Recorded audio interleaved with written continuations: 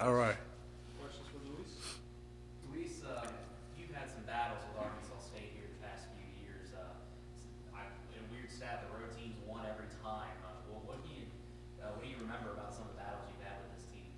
Um, it was a good physical game, in the past years, and we are expecting the same thing this year. They're gonna come in here, and play physical. We already know about them; they know about us. With our new offense, I think we should be successful. Stakes are high for both teams. Yeah. Obviously, you're trying to improve your bowl status. They have an outside chance to win the conference, and same thing with their bowl status.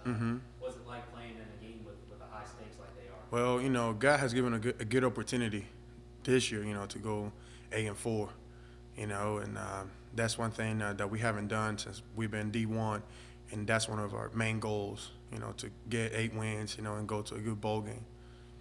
As a guy who blocks for Antonio, obviously he's done so much in his time here. Just brag on him a little bit. Well, he's a great guy, and one of the things that I always see in him is the way he, whenever we were on power, he's a great guy who sees the hole, hits it hard, and just runs. He's not afraid of getting tackled. He's going to deliver a punch every single time, and he's always coming at me and say, "Hey, Luis, let's go, let's get him." And he keeps me hyped, and he keeps the rest of the offensive line hyped, and that's why he get the success that he's been having.